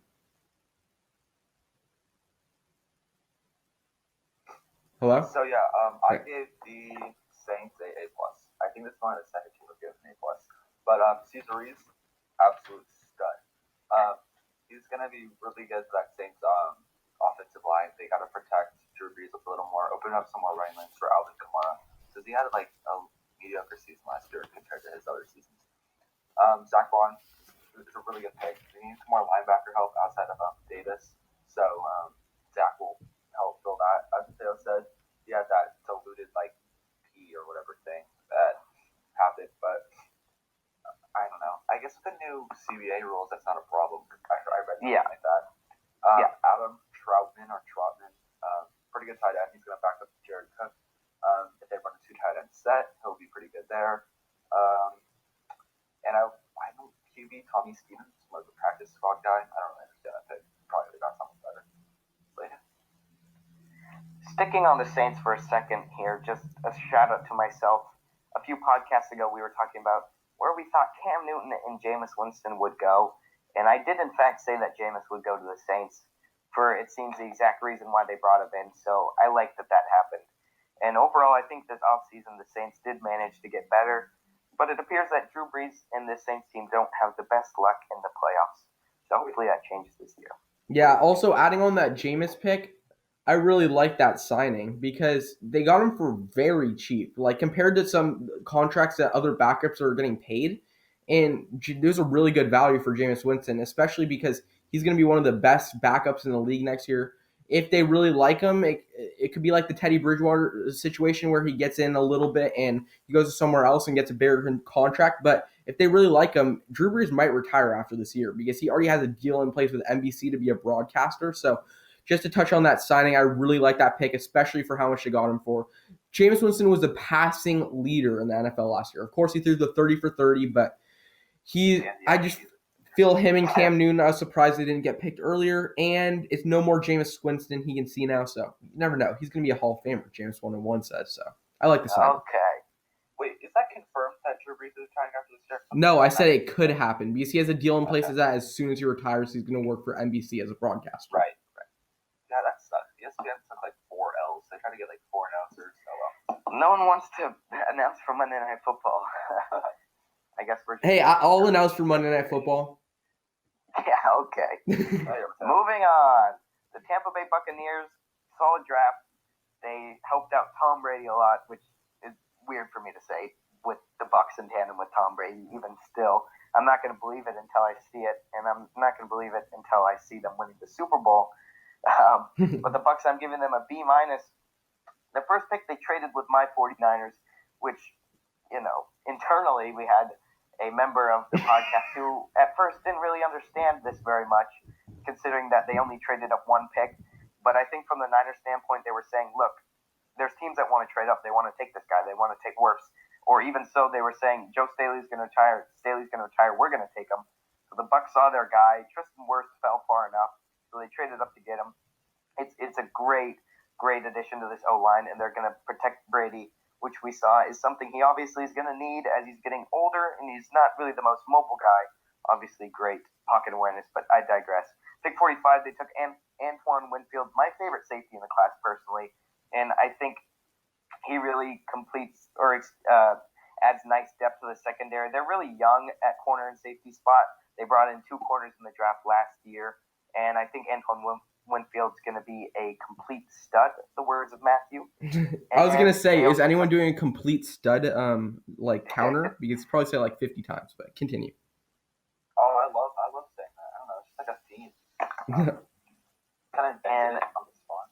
Yeah, okay. Sorry. Wide receiver, they took a high upside wide receiver, Tyler Johnson, out of Minnesota. He adds depth to this already very strong core. Obviously, they lost Brashad Perryman, so he'll compete to be that number 3, number 4. He might get some burn. In 6th round, they took Khalil Davis, a solid D tackle, who I think can pair well with Vita Vea. I gave the Bucs a solid B. Keep in mind they got one of the best tight ends of all time traded to them for a draft pick in Rob Gronkowski, so kind of put that in my mind too. But they got Tristan Wirfs in the 1st round. The 49ers pulled a lynch on him, and they got him to bite, but it makes sense. It's not a total anomaly as Matthew thought it was. But he's the most athletic of the top group of linemen and that before the big fall off. So I really like this pick. They're protecting Tom Brady. 2nd round, Antoine Winfield Jr. I really like this pick. He tracks the ball great with no injury issues. He would be a surefire 1st rounder, very versatile, and I think this is a great fit in Todd Bowles' scheme. In the 3rd round, Keyshawn Vaughn. He's going to be kind of complementary to Ronald Jones. I would much rather have Utah running back Zach Moss as a situation. I don't love Keyshawn Vaughn over him, but they needed to pick a running back, so it makes sense, I guess. Wide receiver Tyler Johnson, I really like this pick. He could be a key wide receiver for them. Very good value. He's had back-to-back 1,000-yard seasons in college and is a great route runner and red zone threat.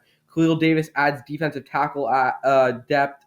They got some linebacker depth. And in the 7th round, Raymond Calais, running back. I would much rather them pick Anthony Gordon, the quarterback here in the 7th round, because I feel like this is basically a throwaway pick, because I feel like Anthony Gordon would learn a lot behind Tom Brady, but I feel like they had a very solid draft. I gave the Buccaneers a B. Tristan Wirfs is an absolute stud.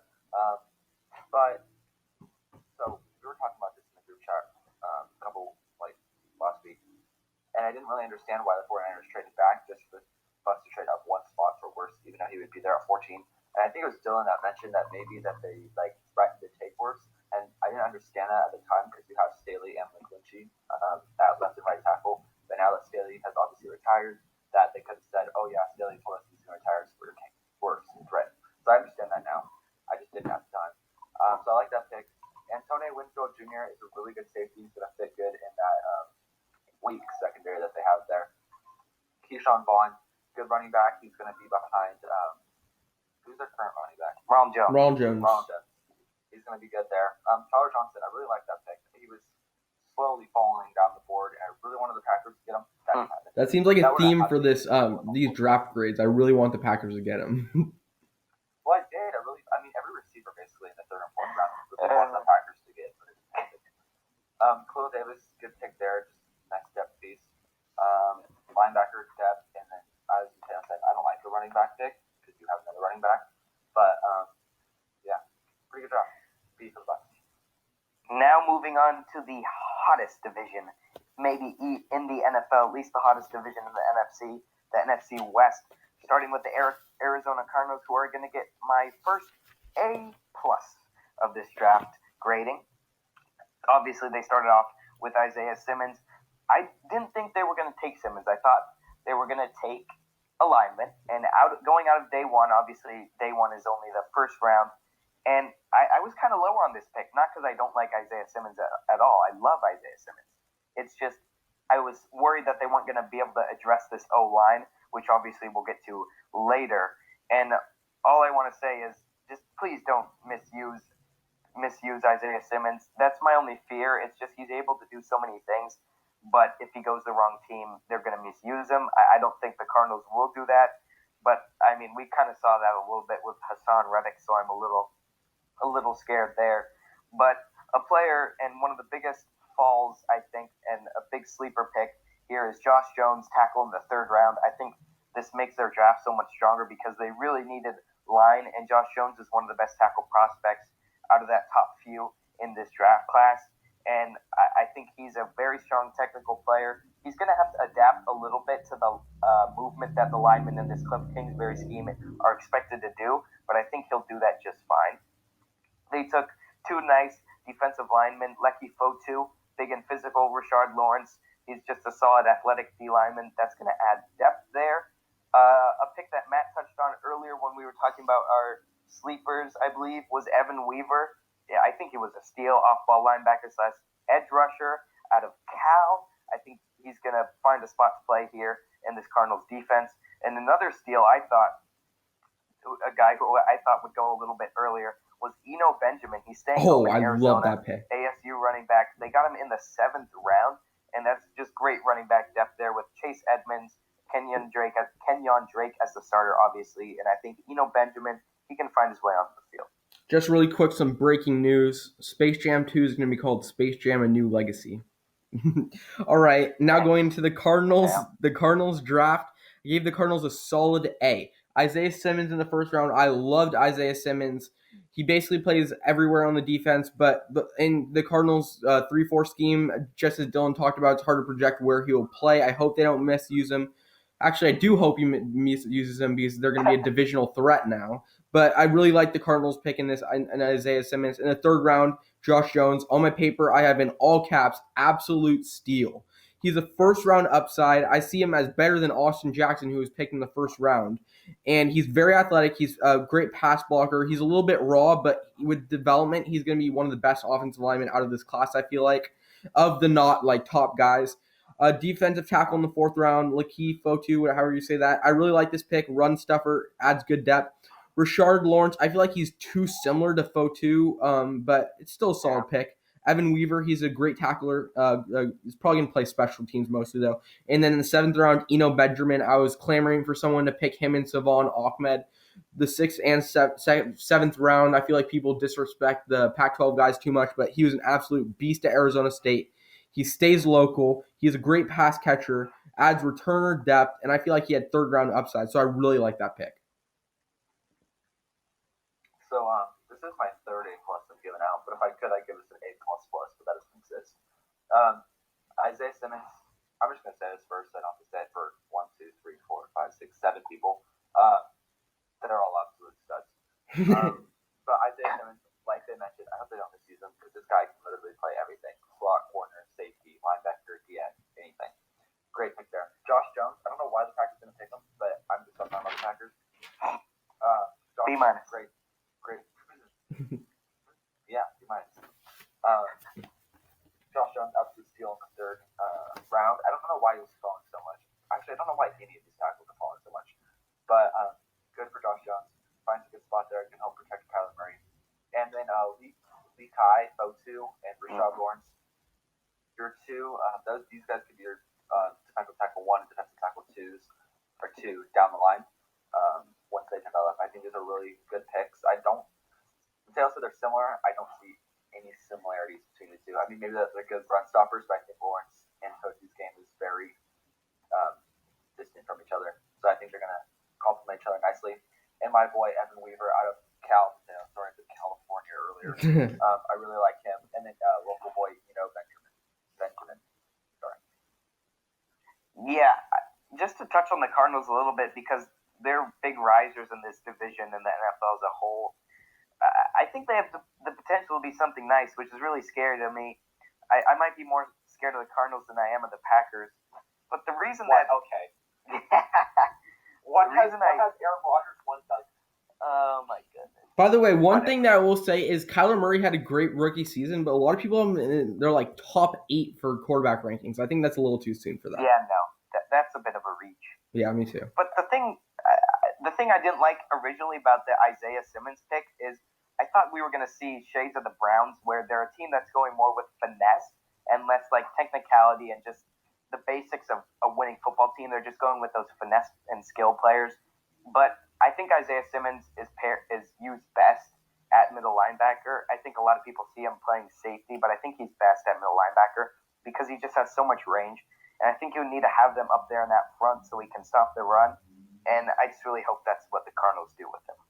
I think that the reason why the Cardinals took Isaiah Simmons, well, obviously he's a beast, but I think people would have clowned on them if they didn't, because linebacker is one of their biggest needs on their team outside of O-line help, and especially that the Cardinals run a 4-3, that this could be a really good thing for Isaiah Simmons because he's already going to be playing coverage as a middle linebacker or help stop the run. So I think it's going to be good fit. I think the best fit was in the Panthers, but yeah, I agree. But moving on to the 49ers. Everyone here on this podcast, all three of us, our favorite team, of course, Matt as well. Sorry. We just love the Niners here on the Weekly Assist. And I'm not going to go out and say we had an A+, of course, partially because we had not that many picks, but I like what we did with them. I'm going to give the Niners a nice A-. We started off with Javon Kinlaw, filling a huge need. I see this as a huge need because this defensive front is what brought us to the Super Bowl. Obviously, we lost, unfortunately, but it's what brought us there. I think he's the highest upside defensive tackle in this class. He's a great pass rusher, which is very rare to see. A lot of defensive tackles are expected now to just be run stoppers. And yeah, we had that on our team, DJ Jones, but we need that force in the middle who's not just going to be expected to take on just one blocker, who's going to have to be allocated two in a double team. So people like Nick Bosa and D Ford can thrive on the outside. And I think that's exactly what Javon Kinlaw brings. People are comparing him to Chris Jones, who obviously killed us in the Super Bowl. And, we got $22 million. Of course, we lost to Forrest Buckner, which me and Mateo are both very upset about. But I'm happy that we filled that need with Javon Kinlaw. And later in the first round, we traded up from pick 31 to pick 25, I believe, pick 26. No, pick 25. And we took Brandon Ayuk, who was John Lynch and Kyle Shanahan's number one wide receiver on the board. I assume not because he's the most pure talented, obviously, Jerry Jeudy up there, CeeDee Lamb, but he is a perfect scheme fit for what we do here. He's going to play there in the slot. He's going to work over the middle of the field just like he did at Arizona State, and he's a yak machine, and I think he's just going to pair very well with Debo. They're very similar, but honestly, the Niners and Kyle Shanahan, they don't really, as I mentioned earlier, they don't care who the outside wide receiver is. We just need guys to work over the middle and fit the needs of the scheme, and I think Ayuk does that very well. It's important to mention that we traded both Goodwin and Breida respectively to the Dolphins and the Eagles. Goodwin to the Eagles, Breida to the Dolphins. With that pick that we got from the Dolphins, we took Colt McKivitz, who's an offensive tackle. Don't know much about him, but I can't hate on an O-line pick. And with the Goodwin pick, we took Charlie Warner, who's a great blocking tight end. I mean, what's the difference between this pick and Joshua DeGora? Except it was better value, and we didn't take him with the third-round pick. Except DeGora's 23 million times better. Okay, whatever. All right, I gave the 49ers a solid A-. I would have liked us to address a DB need, but we didn't. But that's the only reason why I didn't give us an A. But I feel like we had a really good draft. I love the Javon Kinlaw pick. Of course, we pulled a John Lynch before, moved back one spot. Finesse the Bucks, just like we did the Bears in 2017. But he fills a key hole on the defensive line. He is a beast. He has an extreme motor. And the 49ers are very good at, if you haven't noticed, 49ers are very good at developing defensive linemen as of late. So that's pretty good. So in the first round, we picked Brandon Ayuk. Kyle Shanahan loved Brandon Ayuk, and that means I love Brandon Ayuk. He is a smooth route runner. He's explosive. He has great speed. He's going to be an absolute beast next year for the 49ers. Him and Debo are going to go crazy. Kittle over the middle. Oh, my God. I cannot wait. Colton McKivitz, it's a depth add. I get it. Also, I will add we got the best lineman in the draft because we got Trent Williams, and that is better than any of the other guys. Oh, of course. Great point. And in the 6th round, we got Charlie Warner. He's not the best pass-catching tight end, but we don't need a pass-catching tight end because we have the best tight end in the NFL in George Kittle. And he's a great blocker, and that is helpful. The 7th round, Juwan Jennings. I don't really understand how I feel about this pick yet. He's tough after the catch, but he had a really bad combine. He has some character issues, so we'll just wait and see on that one. I don't know how he's going to fit in with the wide receiving core, but overall, the 49ers had a great draft. I'm so excited for next season. Go Niners. I give Niners A minus, and it hurts me, but I do. Javon Kinlaw's a really good pick. I'm currently wearing your South Carolina Gamecock shirt, so shout out to SC. But I really like the Javon Kinlaw pick, and I think it's really smart. I mean, you traded DeForest Buckner, however you say his last name. Got rid of Oh my God, it's Buckner. It's a simple last name. I don't know. Don't think about me. All right, sorry.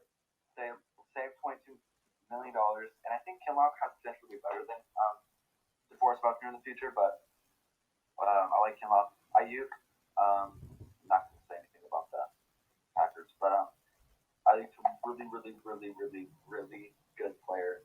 He's tough after the catch, and he's great after the catch. Really like Brandon Ayuk.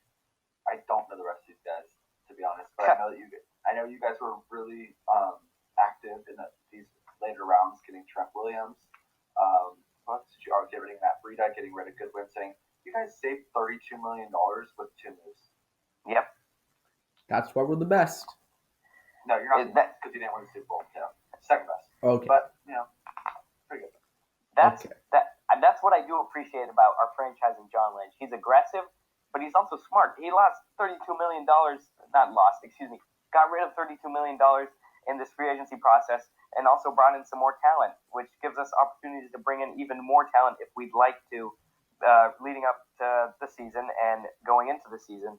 And obviously, me and Mateo could talk about the Niners for days and days, and it would drown Matt out, and I'm sure some of you don't like hearing it as much as we talk about him, but go Niners, it's our team.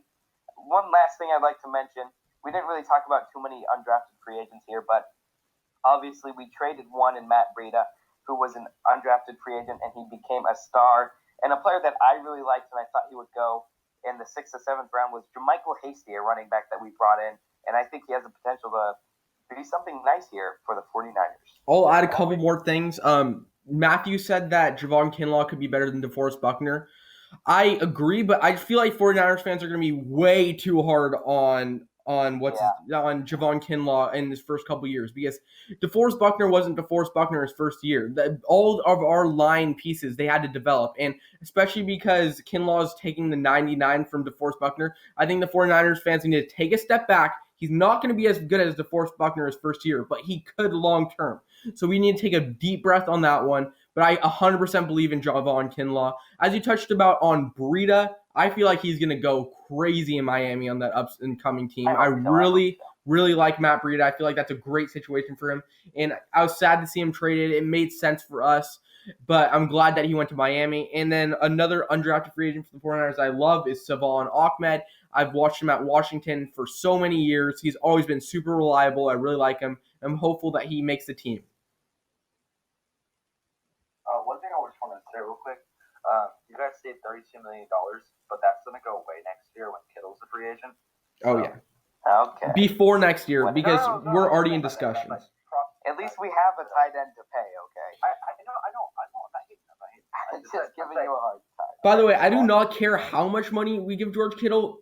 I just care that we give George Kittle money, because we cannot let him go. We have to make him 49er for life. I'm saying that right now. Yes.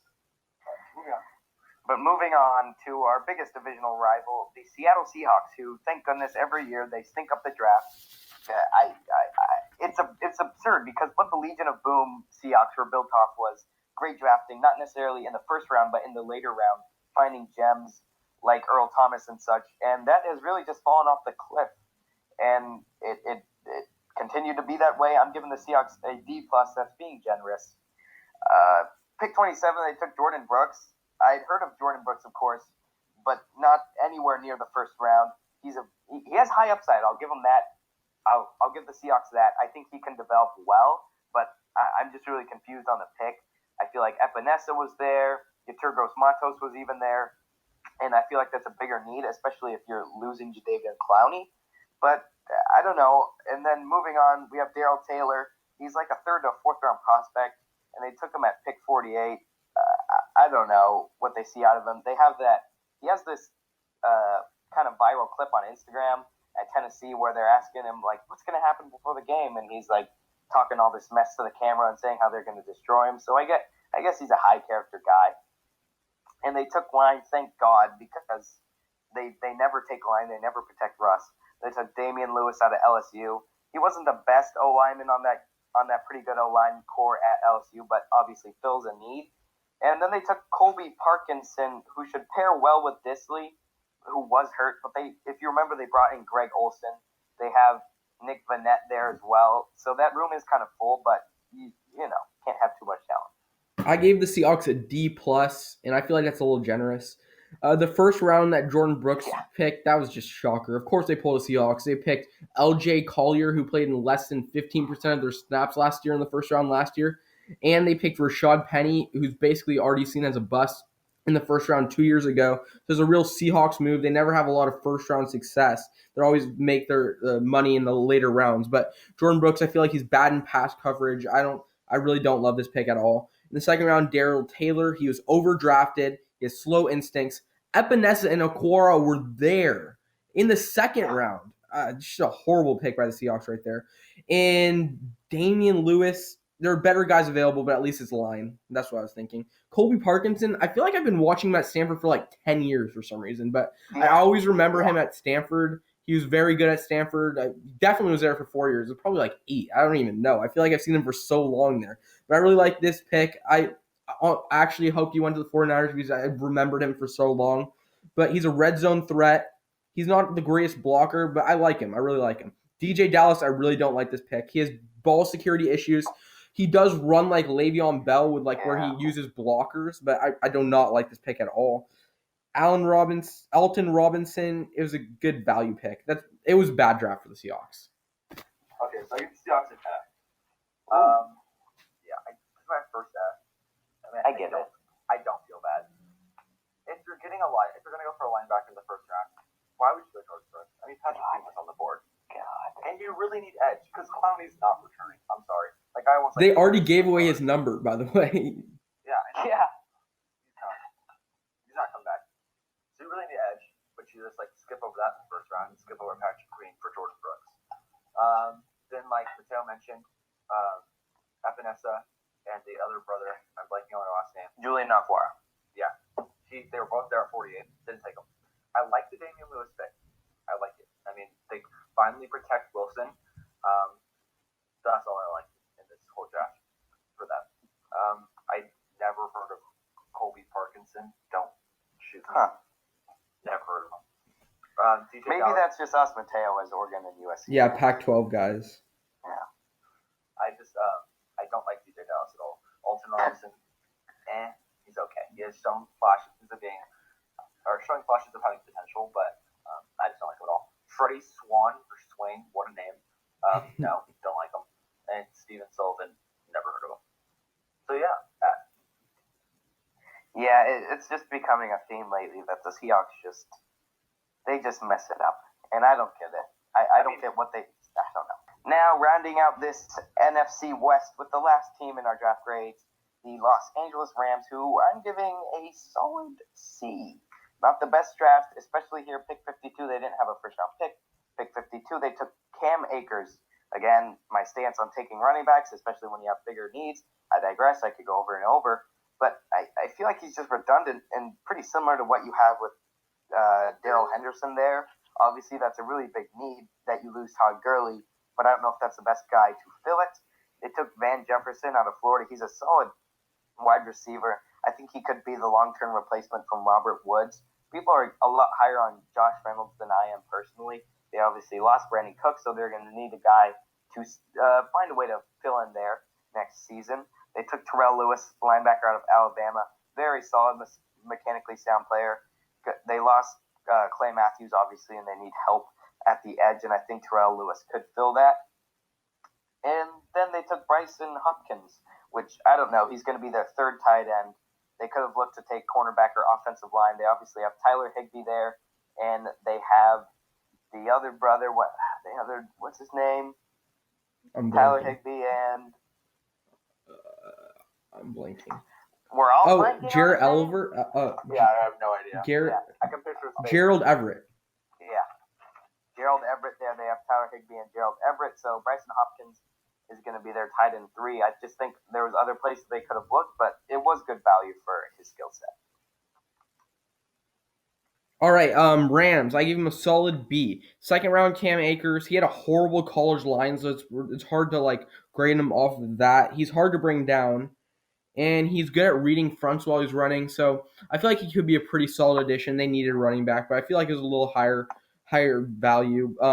In the second round, also Van Jefferson. He's a good route runner. He had a horrible college quarterback, but I feel like he could be solid. Sean McVay didn't seem very excited after he made this pick. Where Kyle Shanahan, he was like pumping his arms in the air, super excited after the IU pick. I feel like he was cursing someone out after he picked Van Jefferson. But in the third round, Terrell Lewis, great value here. He got hurt at Bama, but it's a great value for him.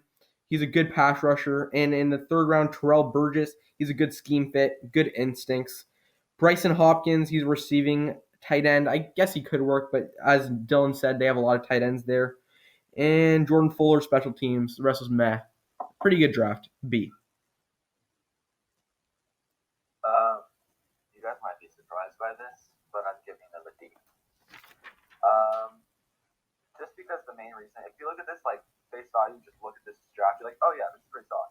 But then you think about it, you're like, they have no money. Like no money. So they really need to build through the draft and get these guys on rookie contracts that can produce immediately. And I don't think they did that here. Cam Akers, there's other running backs on the board, and you could have gotten some better value. I don't like Cam Akers there. Van Jefferson, I guess you're trying to get that slot type wide receiver, but I don't like that pick there. I mean, he's solid. He's shown some flashes, but there's probably better picks. Terrell Lewis, great pick here. I actually think this is a really good pick. He lost Dante Fowler Jr. This guy can line up at the end. He's a really good pick. I like that pick. Terrell Burgess, good scheme fit. Eric Weddle retired or something like that, right? So that's going to fill his role. So that's a good pick there. Bryson Hopkins, don't understand it. You already have 2 tight ends. Could have gone O-line there. Jordan Fuller, don't know who he is, sorry. Clay Johnston, he's pretty good. I've seen some highlights from him. I like the pick. I just don't know. I mean, now you really have a really crowded linebacker room. You took a kicker before you took an offensive lineman. So that confuses me. They didn't take a whole offensive lineman the whole draft, and then you take a kicker, and then you take a guard. But to be fair, they didn't have a kicker. Okay. But still. I mean, come on. Wait, they lost Greg DeLeg when they lose him? Yeah, he's a Cowboy. Yeah. I totally missed that. All right, well, overall, Rams B. I think you really need to build through the draft. I just don't think they did that. Well, it's hard to build from the draft because I don't think they have a lot of first rounders in the upcoming drafts either. Right. So, but you have, I know, but they had 2 seconds, they had a third. I mean, you could have done something there, but you wasted on Cam Akers and Van Jefferson. it's good news for the 49ers. It's crazy how the Rams fall from grace because I can see them as the last in the division, and they were in the Super Bowl 2 years ago. There's zero chance the 49ers have it Rams fall, guys. There's zero chance. I don't know. I think the Cardinals are a sneaky pick to win the division if something happens with the 49ers. If. I really like the Cardinals, though. They're a sneaky pick. I think they make the wild card. I don't think Seahawks make playoffs this year. Bold prediction. I could definitely see that being the case. Yeah, I mean, Cardinals gave them a run for their money in both games they played last year, and now you look at their draft and they improved a lot. And for agency, I mean, you got the already the best wide receiver. So yeah, I don't know. Russell Wilson might not make playoffs.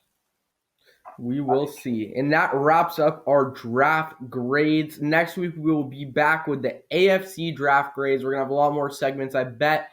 Thank you guys so much for listening. Make sure to check us out on all platforms, Spotify, Google Cast, Apple, everywhere you get podcasts. Check us out on the socials, Instagram, Twitter, Facebook. Basically, just look up Fourth and Short Sports. Thank you guys so much for listening, and we will see you next week.